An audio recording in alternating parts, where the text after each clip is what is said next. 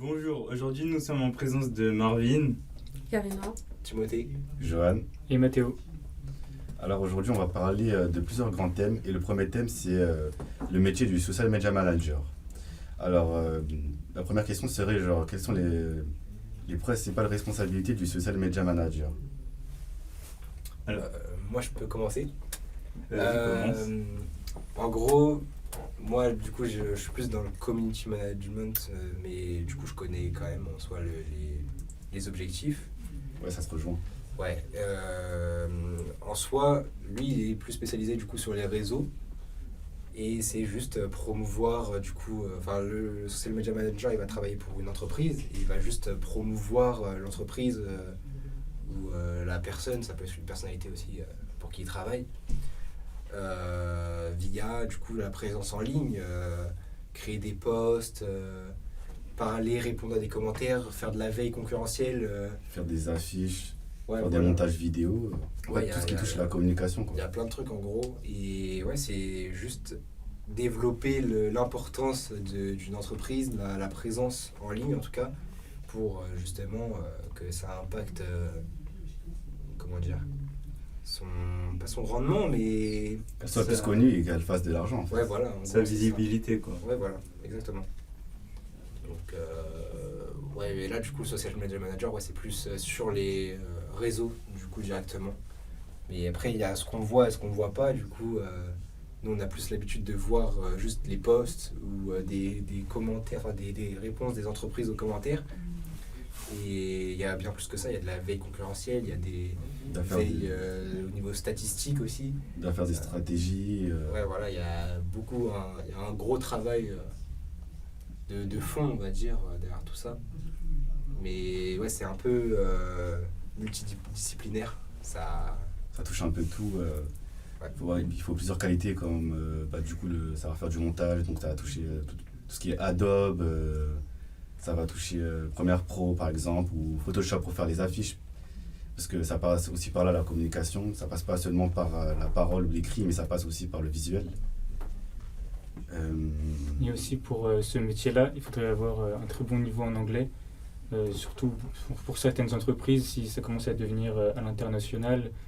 Donc si votre client va vous envoyer des mails en anglais, va vous parler en visio en anglais, donc c'est hyper important d'avoir un très bon niveau en anglais. Ouais, en fait, c'est toutes les langues quasiment. Enfin, les langues du coup de l'entreprise. Par exemple, je sais qu'il y a un Français qui travaille sur la communication de Ferrari. Et du coup, il est obligé de savoir parler un minimum italien. Après, ouais, du coup, les langues principales, du coup, pour nous, ce serait du coup le français et l'anglais. Et là, il faut avoir... c'est comme tous les métiers de la communication. Il faut être rigoureux et être très précis. Parce que la moindre erreur, ça peut faire parler, ça peut faire du mal à l'entreprise. Et du coup, c'est pas ce qu'on recherche dans ce métier, quoi. Je pense qu'on va passer à une autre question. Donc, ce serait genre, quels sont les avantages du métier? Je pense que les avantages du métier, c'est que c'est un métier qui est hyper polyvalent. On va jamais rester dans son bureau cloîtré au même endroit pendant des années. On va souvent bouger, voyager, mais ça va toujours rester aussi dans un cadre professionnel. Et on va découvrir plein de choses. Donc il va y avoir aussi des souvenirs qu'on va débloquer, des anecdotes, même si ça reste dans le cadre professionnel. C'est sûr qu'il va y avoir des très bons moments à l'extérieur du bureau. Et, Je pense aussi le fait que comment dire, qu'on bouge et qu'on reste pas, comme tu disais, qu'on reste pas toujours dans le bureau, quoi, c'est un des avantages. Enfin, en gros, on est là, on bouge, on va voir par exemple des célébrités, etc. Enfin, tout dépend de l'entreprise aussi. Et on fait des prises de vidéos. En vrai aussi, comme avantage qu'on pourrait avoir aussi dans le métier, c'est surtout aussi du coup la paie, parce que je trouve que ce métier-là, il permet de beaucoup gagner. Mais après, ça dépend aussi, il ne faut pas oublier qu'au début, on ne va pas gagner genre 2500 €, 3000 €. On va gagner les 1500, 1700. Mais en avançant et en prenant du coup... Du galon. Voilà. Et c'est là qu'on commence vraiment à bien gagner sa vie. Et je trouve pour le métier qu'on est là, on fait de l'audiovisuel, on fait du montage, on fait des prises de vidéos, on fait plein de choses cool, si je pourrais dire ça comme ça.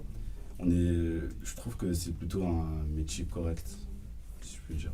Et pour les autres avantages aussi, il y a aussi le fait que pour moi c'est un métier qui va être très important dans le futur. On voit que les réseaux sociaux ça se développe énormément, donc c'est un métier qui est primordial et je vais en venir au fait que du coup il va y avoir beaucoup de recrutement. Je pense que c'est un métier qui est assez recherché. Ouais, le métier, c'est sûr qu'il a de l'avenir. C'est un peu comme tous les métiers Qui sont liés à Internet. Ouais, voilà, ça a beaucoup d'avenir. C'est encore... Bon, et là, ça parle encore des IA actuellement, des métiers qui risquent de disparaître. Mais bon, là, on n'en est pas là encore aujourd'hui. C'est sûr qu'il y a des aides avec les intelligences artificielles, etc. Mais...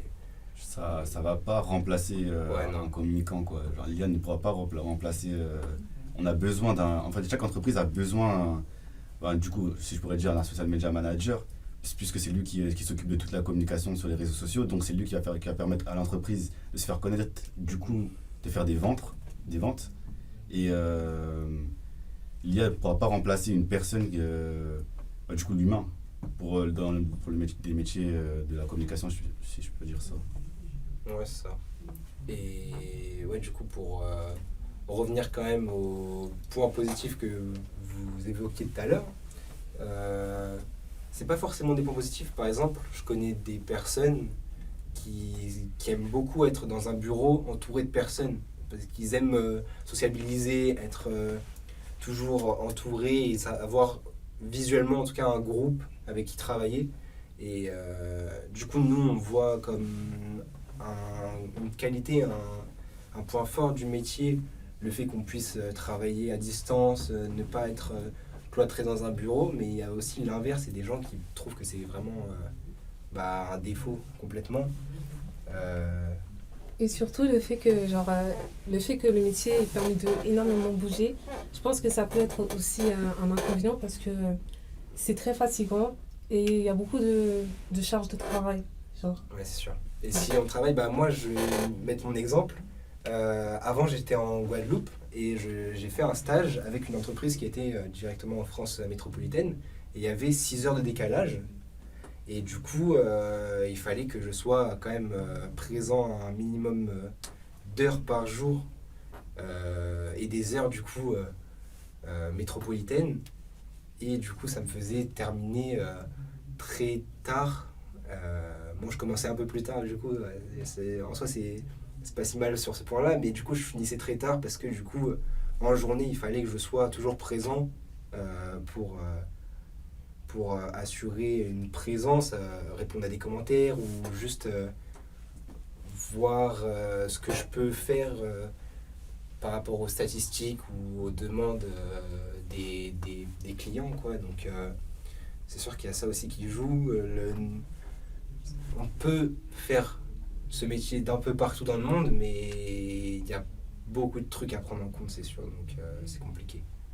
Du coup, le freelance, comme tu dis, ce serait un peu compliqué, quoi. Ça dépend pour qui tu travailles et où. Ouais, c'est sûr. Ok. Du coup, je pense qu'on pourrait passer au deuxième thème. Du coup, ce serait la communication, enfin, à quoi sert la communication sur le web. Du coup, la communication sur le web, du coup, comme on a pu dire avant, c'est important parce qu'on en a besoin pour...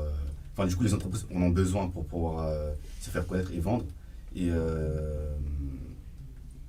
y a beaucoup de chefs d'entreprise qui n'ont pas conscience de l'impact d'un community manager, d'un social media manager et de toute la communication autour de leur entreprise. Alors que, vraiment... en soi, déjà, ça peut impacter les communicants directement, comme ceux qui n'ont pas beaucoup d'expérience, par exemple, qui vont se diminuer, qui ne vont pas oser mettre en avant l'impact qu'ils peuvent avoir sur une entreprise et du coup mettre des prix très faibles sur leurs prestations. Et c'est en partie pour ça que le métier est mal payé au début. C'est que ça a du mal à évoluer et à prendre de l'ampleur rapidement.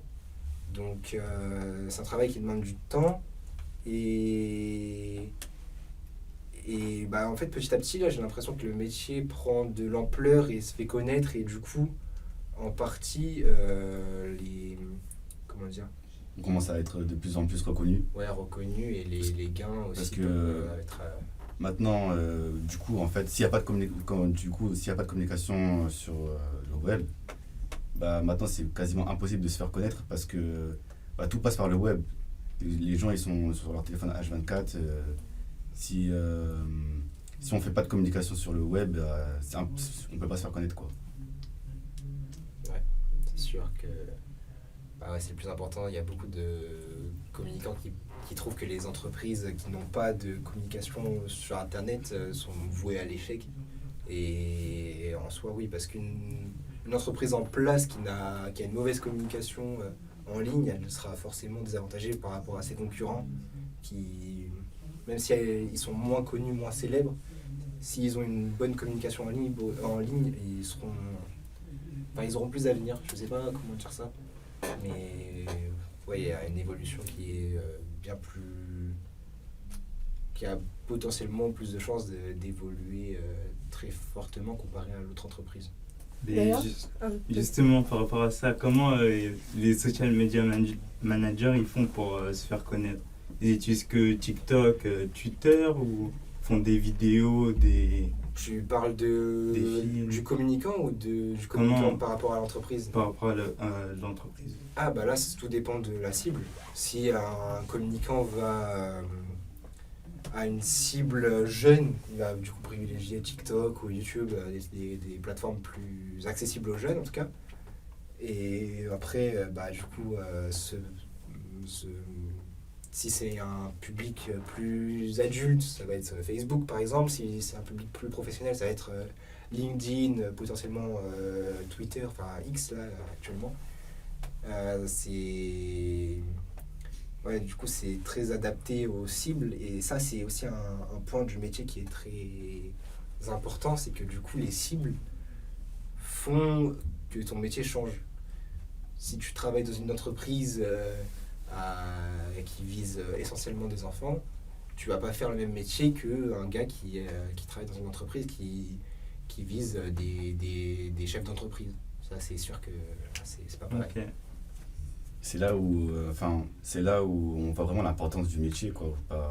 Si on n'a pas une personne qui a fait des études dans la communication, dans le marketing, etc., bah, l'entreprise n'aura pas de plan et ne sera pas elles n'auront pas le bon ton par rapport à leur cible et du coup bah, elles ne seront pas communiquées quoi. Et elles ne pourront pas toucher leur cible et elles ne pourront du coup pas vendre. Enfin, peut-être pas du tout, mais en mode du coup ça va l'impacter. Parce que du coup, les ventes par internet ne fonctionneront pas et du coup, ils vont pas gagner énormément quoi. Mais il y a aussi des entreprises qui font le choix de ne pas communiquer, de ne pas engager de social media manager. Comme par exemple l'entreprise Veja qui, pour faire des économies, ils n'engagent personne. Donc à la place, leur raisonnement, c'est la qualité de leurs produits va faire automatiquement la promotion. Ouais. Et je trouve que c'est quand même une technique assez risquée parce qu'on n'est pas sûr du succès. Si la qualité des produits vendus ne sont pas assez qualitatifs, ils ne vont pas assez être influents.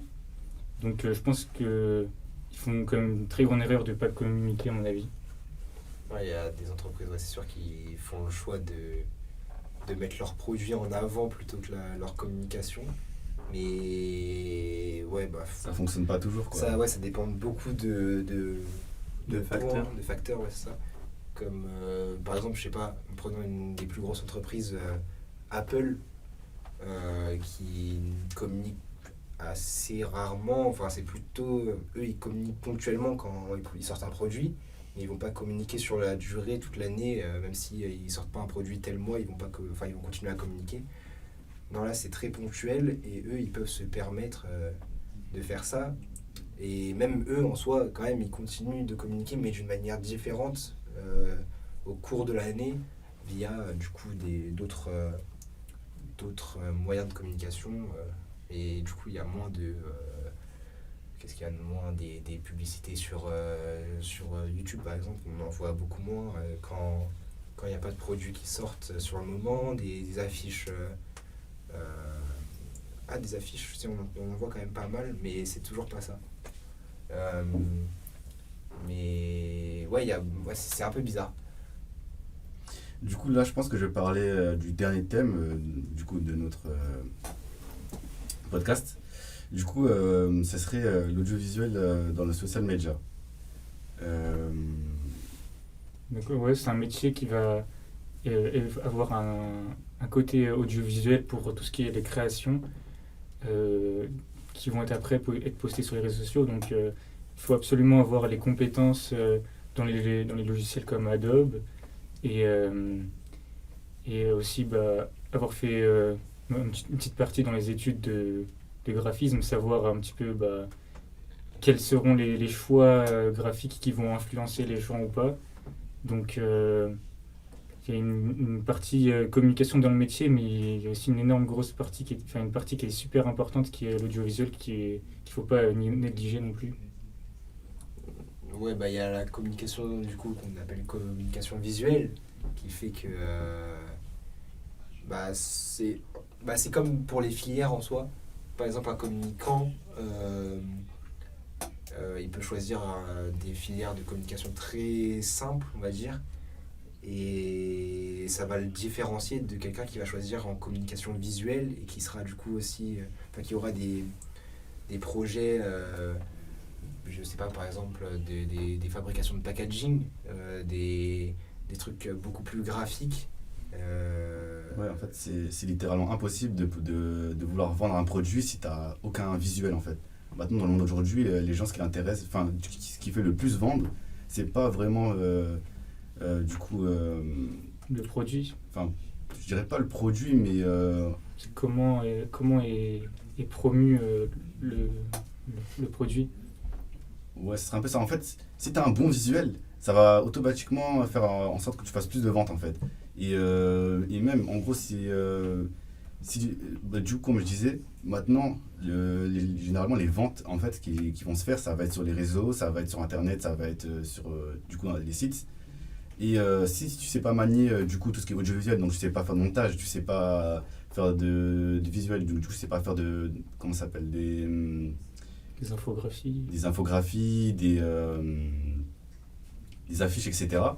Tu peux littéralement pas vendre en fait. Genre toute entreprise a besoin d'une personne qui sache communiquer et qui sache aussi faire des visuels pour pouvoir vendre en fait. Pour moi, je trouve ça normal quoi. Tu peux pas vendre quelque chose, ils le vendent juste comme ça. T'as besoin de tout ce qui va avec sur le côté du coup. C'est-à-dire que ce métier comporte aussi une petite part de créativité. Ouais, voilà, de créativité. On peut se servir de ça pour, comme tu as dit, pour créer des visuels attrayants pour les différents clients. Par exemple, pour les jeunes, on va faire un design plutôt enfantin. Pour les plus vieux, un petit truc un petit peu, plus sérieux, voilà. plus adulte. En fait, c'est dans le nom, quoi. Et puis, généralement, littéralement, par exemple, mais là, si je peux plus parler du domaine de la mode, si on ne sait pas, du coup, manier tout ce qui est visuel, etc., on pourra pas... généralement, là, ce qui se vend le plus, par exemple, dans tout ce qui est linge, etc., et tout, c'est les choses qui sortent de l'ordinaire, en fait, qui sont, si je pourrais dire stylées, mais pas... Je sais pas comment vraiment le dire, mais en original, gros, ouais, voilà, tout ce qui est original, quoi. Voilà. Hein. Je pense qu'on a terminé, on a à peu près parlé du métier du social media manager et on souhaite une bonne journée. Au revoir.